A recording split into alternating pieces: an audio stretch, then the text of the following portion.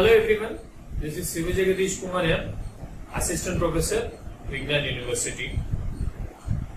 Welcome to the lecture series of CAD Manufacturing 19 TF 202. This is Unit 1, Class 6, Mixing and Blending of Different Fibers. So, generally you might be seeing there will be many different types of fibers which will be mentioned on the apparels. We are going to see why instead of one fiber there are multiple fibers, or why there are different fibers, that we are going to discuss in this class.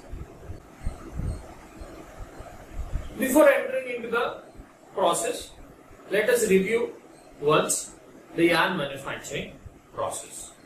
Basically, the yarn manufacturing can be made with any of the staple fibers or the cut fibers.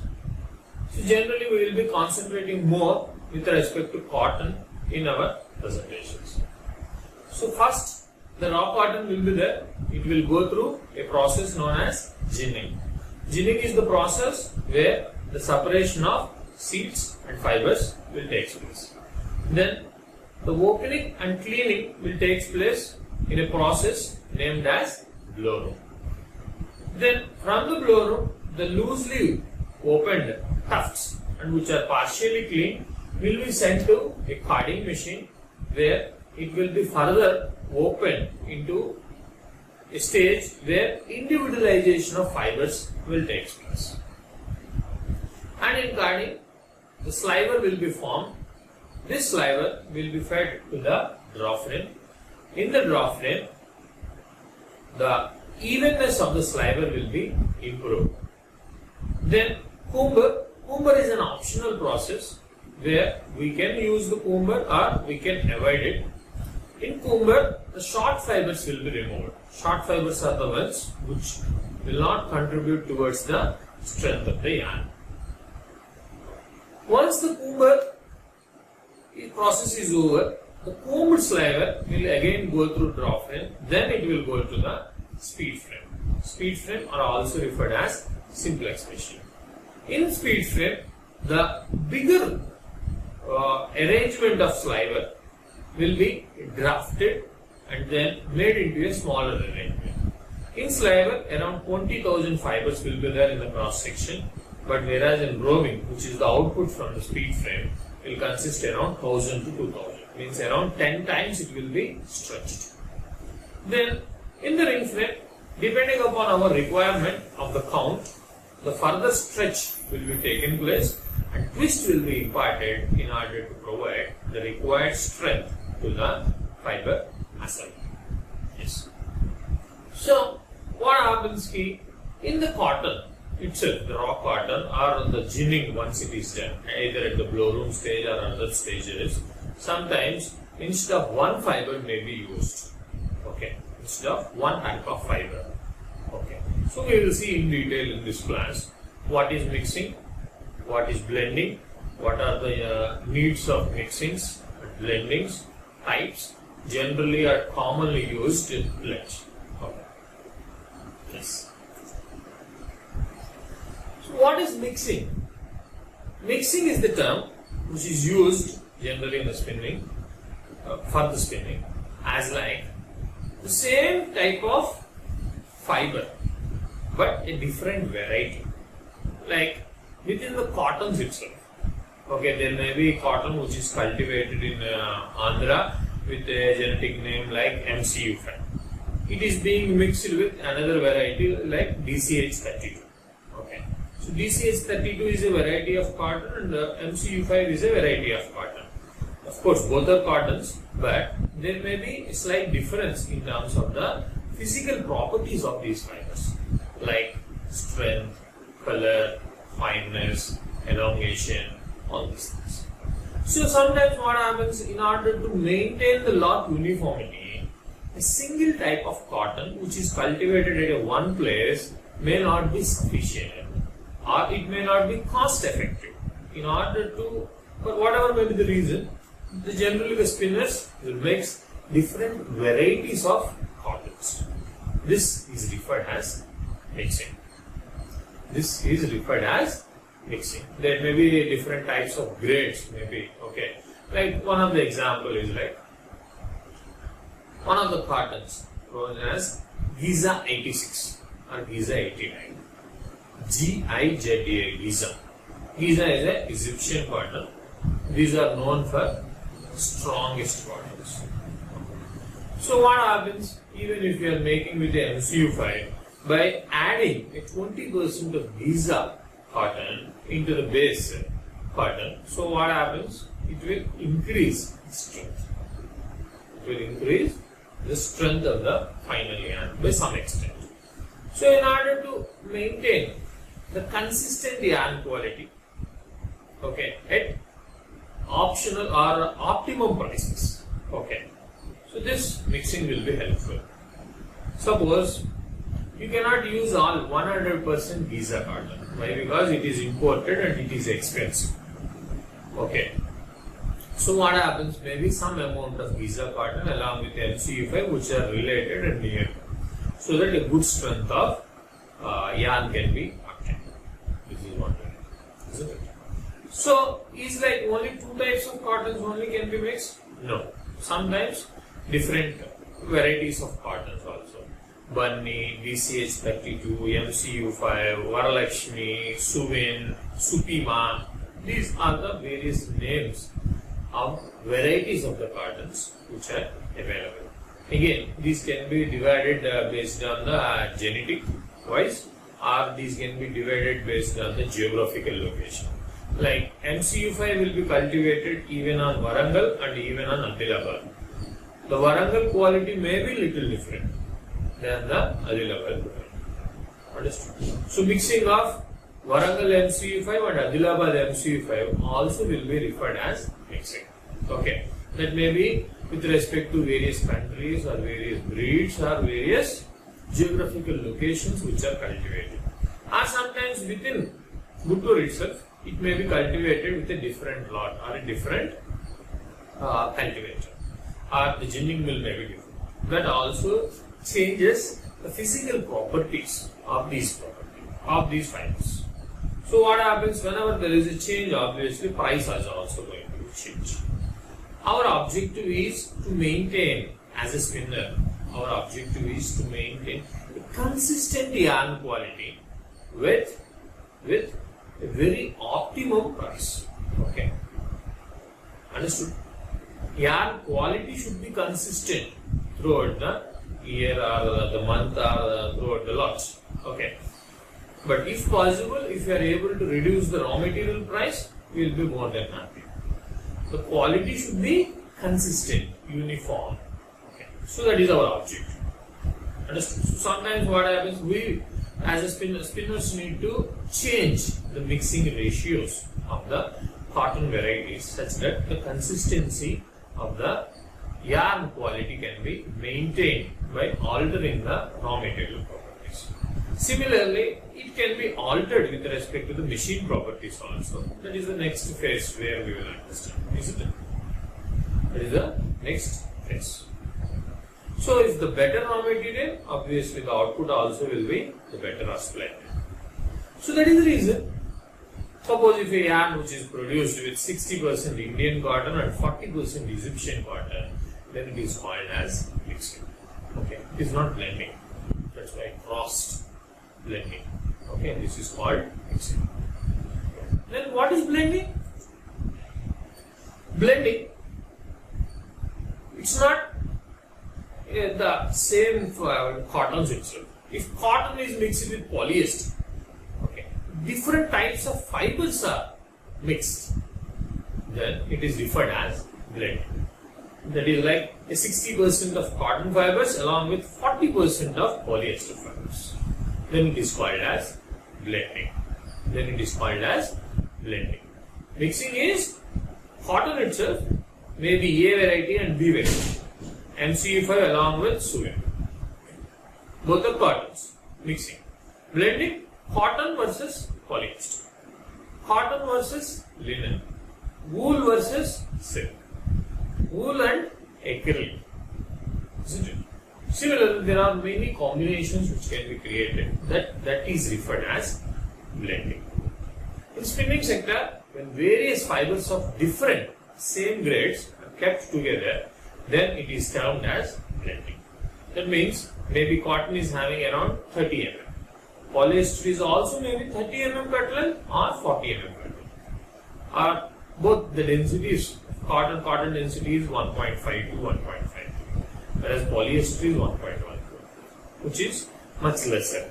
So what happens sometimes, if you blend the fibers at the starting stage itself, as like in the blow room itself, then what happens, the de-blending may take place due to the different densities of these fibers. Okay, so the position where the blending should take place also will be varied or changed depending upon the fiber properties. So at this moment, I think we have just understood what is mixing and what is blending. Mixing is referred as the same variety of fibers. Same variety means cotton itself, but maybe Indian cotton and Egyptian cotton, maybe which is different lots of cottons which are mixed together, is referred as mixing. Blending is referred as different types of fibers itself. Cotton mixed along with polyester, polyester mixed along with viscose. This is referred as blending. Okay, blending of fibers. Okay. And along with this, there is something also called as union fabrics. Union fabrics means in the yarn stage, the blending will not take place, but maybe the warp and weft, both which would be there in terms of the fabric manufacturing. Right? Maybe warp is consisting of polyester and weft may be consisting of cotton. Those are referred as union fabrics. Of course, you can call them also as a blended fabrics, but generally blending is something that, mixing or blending is something that which creates a uniform mixture of the fibers. Homogeneous mixture. Homogeneous mixture means, like you know all this milk parlors and dairies, right? Where what happens, the milk will be collected from different regions. Okay. Later on it will be combined together and then which will be sent for a pasteurization process, maybe cream extraction process, then it will be packed. Okay. So once you mix the milk, then what happens? Can you separate? It is impossible, right? That is referred as homogenization. See some of the milk packets also, it is referred as homogenized milk. Means it is not taken from a single cow or a single geographical location. Okay, which is mixed of various things. Generally, when consuming milk, homogenized milk is much better than consuming a single cow milk or buffalo's milk. Okay. Anyway, so the mixing and blending, the main criteria is the homogeneous mixture need to be taken place. Whereas mixing is referred as a same type of fiber but different varieties, like Indian cotton and Egyptian cotton. But blending is considered different varieties of fibers itself, like cotton and polyester, for example. Yes. I think you understood the difference between mixing and blending. Now, the objectives of blendings are, one is to, in order to improve the functional properties or improve the process parameters of the performance, then economy, then fancy effects in order to create a melange effect or any of the other effects. Then for the purpose of aesthetics such as texture, fashion, drape, lustre, etc.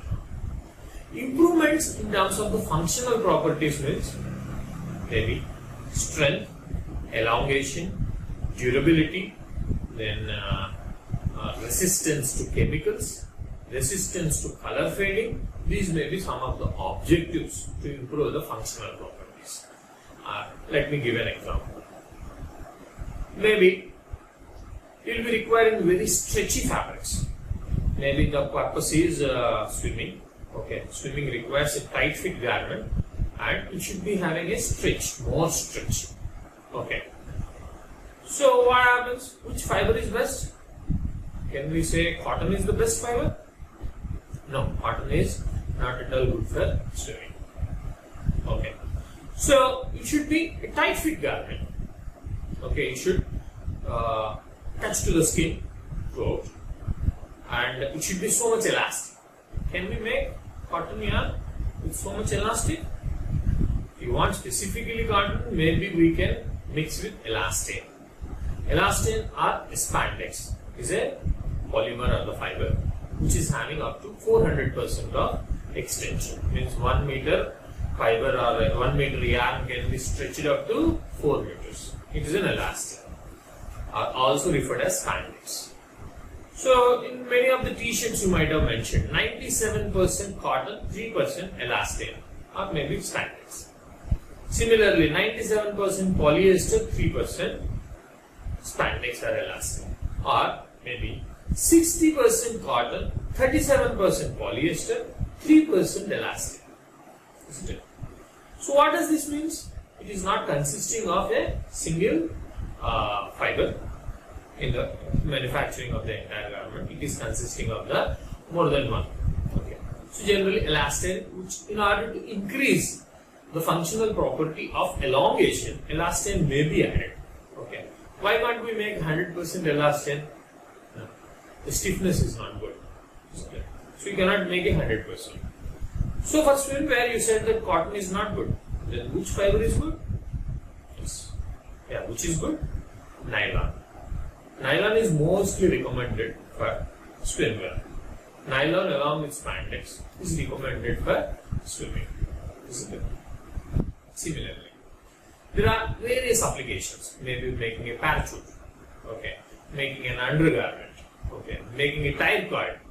Where the technical textiles and the normal textiles, you know, the difference between the apparels and technical textiles. Apparels are nothing but which we will go on, like maybe a blazer, shirt, suit, or sherwani, or what you call a sari, or anything. All these things are apparels. Okay. The technical textiles are, apart from the wearing purpose, okay, what are the other purposes, like home textiles, maybe table covers or what you call the window curtains. These are home textiles. Similarly, medical textiles. Maybe there is a wound.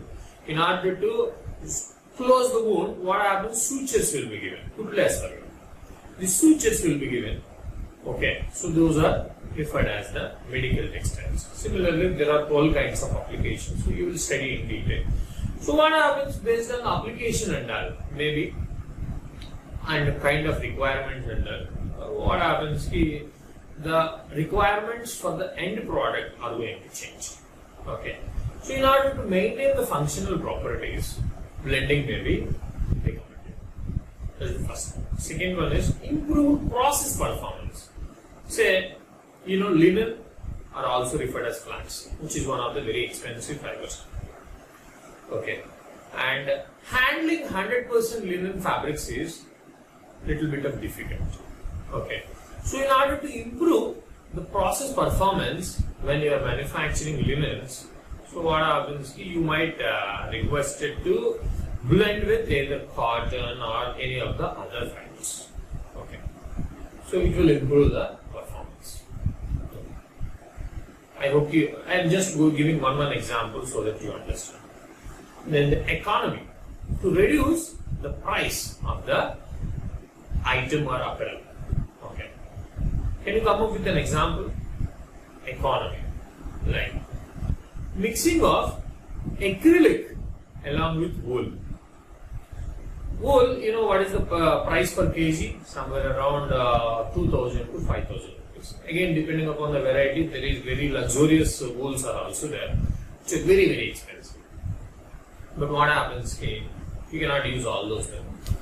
But whereas acrylic is somewhere around 200 rupees per kg, and wool is 2,000 rupees per kg. And moreover, it is having a lot of grease on its surface and so many other things. Okay, the kind of warmth feeling the wool which will give is astonishing. It is very, very good, isn't it? So, what happens? The acrylic is similar in properties. It also absorbs moisture from the atmosphere and releases warmth. Isn't it? Acrylic. Okay. Polyacrylonitrile.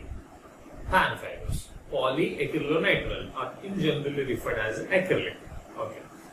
So what happens? Wool and acrylic are having similar properties, but the cost is much different. So that's why instead of 100% wool, this blazer is also made up of a combination of wool and acrylic. So 100% wool is very rarely used and only for very premium categories. Okay, everyone cannot afford it. So that is the reason what happens, wool is mixed with acrylic in such a way that all the sweaters, okay, those are also mixed along with acrylic.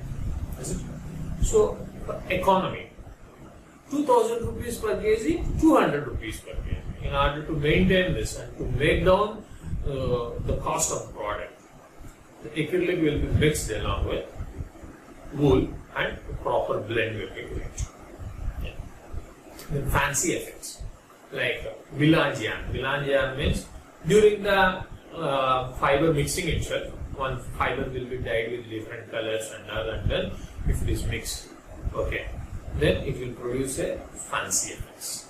Fancy effects like melange-yarns. Okay. Then aesthetic appeal such as texture, fashion, drape, lustre, etc. Okay. Cotton is mixed with viscose. Why? Cotton is also hygroscopic in nature, viscose also hygroscopic in nature. But lustre, cotton is not having good lustre, viscose is having good lustre. Okay. Drapeability. Okay. But viscose is having very poor drapeability, no stiffness. Okay. Similarly, according to the requirement, like the texture, fashion, drape, lustre, etc. So various kinds of combination of blends can be prepared.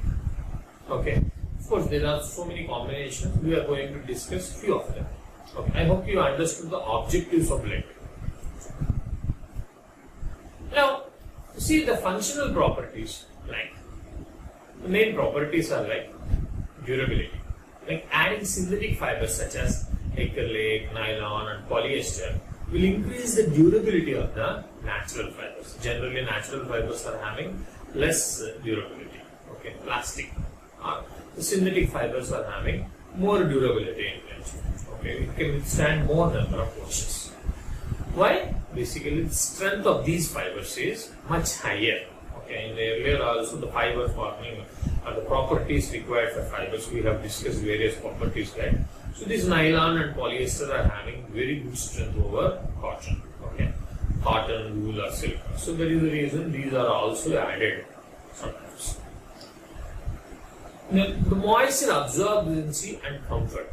Okay, blending, like you are taking 100% polyester, okay, which is good, but what happens? Does not have a good moisture absorbency. And there is no comfort. Maybe viscose will be added to this, or cotton will be added to this for moisture absorbency and comfort purposes. Blending of an absorbent fiber such as wool with non-absorbent fibers such as polyester will make the blend more absorbent than the 100% polyester. Understood? Then similarly, wrinkle resistance. Polyester or nylon fibers are usually used to reduce the wrinkling properties. It does not wrinkle very easily. Why? Because the transition temperature, glass transition temperature or melting temperature is much higher than. Okay. So when cotton is more wrinkly in nature, as it absorbs moisture, then it forms a temporary bonds and it wrinkles. Okay. Too many creases and wrinkles will be formed easily on cotton. But in polyester and nylon, it will not be the case. So similarly, heat resistance. The synthetic fibers are easily affected by the heat, but whereas natural fibers are not like that. Okay, in those cases, the natural fibers are preferred over the synthetic fibers. Understood? So these are the various properties which can be used in terms of the physical. If you consider some of the chemical properties are like, so what happens is the natural fibers are generally more affected by the chemicals. Those are of the dry cleaning. Okay. So adding synthetic fibers will reduce the amount they are affected by means of the dry cleaning. Okay. Understood. Depending upon the situation to situation, whether natural fiber and man-made fiber or the combination of these and the percentage is going to be changed. Okay. So if you consider what are the fibers which are commonly blended, we could say polyester and cotton is a very common blend. Very common blend. Okay. Similarly, wool and acrylic, elastane and cotton means cotton and spandex. In wool and polyester, linen and silk, cotton, polyester and viscose. Okay. Cotton, polyester and viscose. These are also very common blends. And apart from this, let us see only advantage in detail for cotton polyester, which combines the properties of natural and synthetic fibers. That is the one of the most commonly blended, polyester and cotton.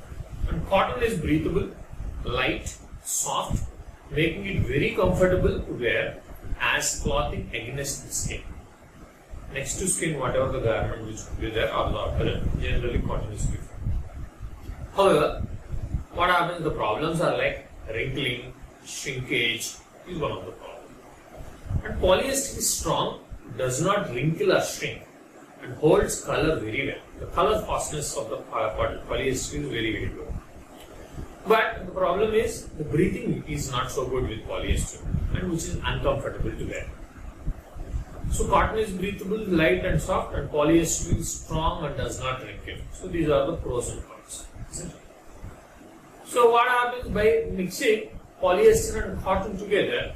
There will be no shrinkage, affordable, and keeps shape and color of the product with least cost. Isn't it? So that's why blending of these two fabrics creates a material that is comfortable, resistant to wrinkles, and holds its shape and color well. And polyester and cotton has been a popular choice for business shirts, like the formal shirts and all, because as it is comfortable to wear each day and also easy care, means everyday ironing is not required. Okay, so that's why the polyester and cotton is very much recommended in case of shirts. So the fibers which are commonly blended are, some of them we will discuss along with cotton and polyester, like cotton and spandex, as we discussed. The natural mix for sports clothing, as elastane is stretchy and durable, while cotton lets the skin breathe and controls odors. मुझे underwear चाहिए। देसी Scott. इतनी सी? ये spandex वाली है। इतनी? इतनी? No? ये लीजिए आप जितनी। अब आ जाएगी। तो समझदारों समझ जाइए कि इसकी इलास्टिक में है स्पैंडेक्स जो full stretch and also good for skinny jeans. Okay, so that the tight jeans also can be produced, or it can be used in t-shirts, or many of the knitted goods which are being produced nowadays are a mix of elastane or spandex. You can check the content label of any of the garments. Whenever you purchase new garments, you can see the content label will be there. Means what is the content or the fiber which is used for manufacturing of these garments. Okay. Then the second one is wool and polyester. This is also a great blend for winter coats and jerseys, as the wool is warm and breathable even when wet, and polyester adds strength and keeps the shape of the garment. And another combination you could see is linen and silk. Linen silk sarees are also very popular. Linen creates creases easily, means the wrinkles and dull is very easy in terms of the linen, and silk does not.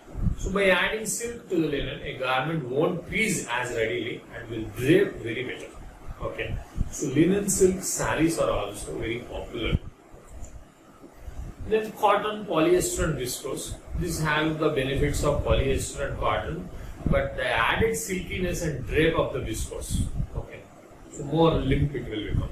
So viscose is classed as a semi-synthetic. Okay, as it is made from either bamboo or some of the other wood material itself. Yes. So, just wanted to give few examples. So, in some of the shirts, it will be written as 100% rich cotton. What is rich cotton? We are discussing about cotton, right? What is rich cotton? Maybe which is imported, more expensive. So this is one of the problem in Indian marketers. Rich is a synonym for polyester. Okay. So if it is written as 100% rich cotton, that means it is a cotton and polyester blend. It is not 100% cotton. That is it. Understood? But it is written as rich cotton. Okay. Then similarly, wool acrylic, as we discussed it. Wool and acrylic basically to reduce the cost of the product. Similarly, cotton and linen. Okay, linen is expensive. Okay, 3 times higher than cotton generally. And also, which is difficult to process 100% linen. Okay. So adding cotton will reduce the cost, keeps the look same. Okay. Then terlin and rayon means, what is this? Polyester and viscose rayon. Polyester is also referred as terlin. Polyethylene terephthalate, polyester, which is also referred as terlin. Rayon, viscose rayon. Okay. So it is referred as TR fabrics. TR. Okay. Most of the formal blazers or formal pants will be made with these TR fabrics. Terlin and rayon. 65% of polyester, 35% of viscose rayon. Yes. So, you consider what are the various methods for blending of these fibers. One is the opening method, when the fibers are in the open state. So we will feed into the machine in the form of bales. Maybe one bale is cotton, one bale is polyester. Okay, so what happens properly, it will be done. The other method is, but as like we discussed, cotton and polyester both are having different densities. So what happens during carding and then the deblending may take place. So it is not recommended for cotton and polyester, the opening method. So which is better? The sliver method. So blow room, carding, draft frame will be separate. Okay, blow room, carding, draft frame and combing will be separate for cotton. Once it is done, both the slivers will be mixed in terms of a draft frame, where instead of 6 slivers, 4 are cotton and maybe 2 are polyester. So then what will happen? It will further only drafting and twisting and yarn manufacturing will take place. So the sliver blending is much different for cotton and polyester. For the first one, what happens if you want to produce a melange yarn or something like that? It is much better. Okay. Similarly, the roving method. Sometimes even just before entering into the roving draft frame itself, the drafting system of ring frame itself. So 2 rovings are kept separately and these are drafted and twisted together. But in this what happens, it is like it forms the core sheet mechanism. Okay. So sometimes what happens, we prepare a cotton yarn and also a polyester yarn. The 2 yarns will be clubbed together and twisted together in order to form them. These are the various methods for blend. Okay, depending upon the variation of fiber properties, the best method will be selected. So, we are reaching to the end of the class. I am going to give an activity to you. So, look for the labels on some of your clothing or on the bags also. What fibers have gone into the fabric? Is it blended or pure? Why do you think these fabrics are chosen for this fabric? These fibers were chosen for this fabric. Say it is polyester, why it is polyester? Just think in this way. And what are the advantages and disadvantages of each of these fibers? Okay, this is an activity for you.